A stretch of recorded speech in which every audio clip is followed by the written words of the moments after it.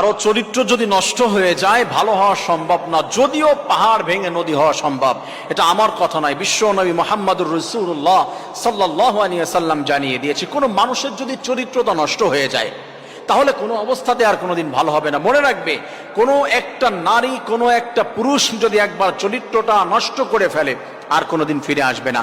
তাকে বারবার চান্স দেওয়ার কোনো সুযোগই নাই, ইসলামও দেয় নাই, আপনিও দিবেন না। যদিও ক্ষমার দরজা খোলা রয়েছে, তওবার দরজা খোলা রয়েছে, কিন্তু কারো যদি 10 জায়গায় মুখ দেওয়ার অভ্যাস থাকে তাহলে সে কোনোদিন শত শত কোটি কোটি টাকা, সৌন্দর্য, এটাই কোনোদিন আটকাবে না। কারণ হচ্ছে beautiful character can change your life.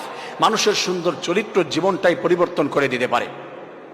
রাসূল কারীম সাল্লাল্লাহু আলাইহি ওয়াসাল্লাম জানিয়েছেন, তোমরা যদি দেখো কোথাও পাহাড় দেখেছো, হঠাৎ করে সেইখানে নদী দেখবে, হঠাৎ করে হতে পারে, এটা সম্ভব। কিন্তু কোন একটা নারী, কোন একটা পুরুষ, তার চরিত্র নষ্ট হয়ে গিয়েছে, আর এই চরিত্রটা নষ্ট হয়ে যাওয়ার পরে প্রপারলি আবার যে সে ফিরে আসবে, ভালো হয়ে যাবে, এটা কোনো অবস্থাতেই সম্ভব হতে পারে না। একবার যদি ধ্বংস হয়ে যায়, ভিতরটা নষ্ট হয়ে যাবে। চরিত্র নষ্ট মানে টোটাল জিন্দেগিটাই নষ্ট বলা হয়েছে।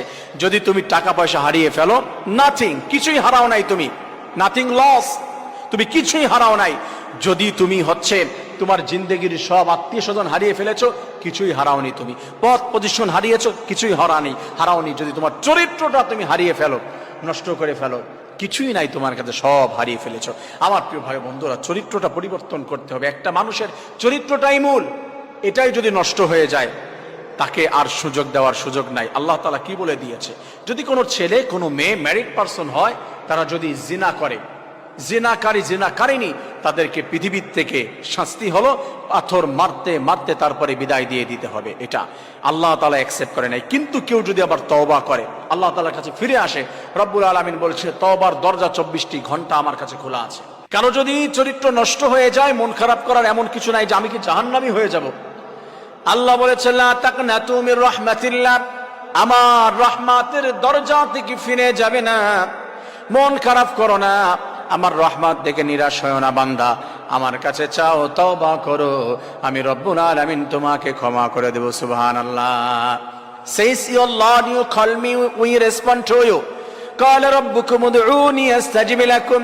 বান্দা তুমি আমাকে ডাক দাও, ডাক দিতে দেরি হয়, আমি আল্লাহ তাআলা ডাকের সাড়া দিয়ে সফল বানাতে দেরি করি না।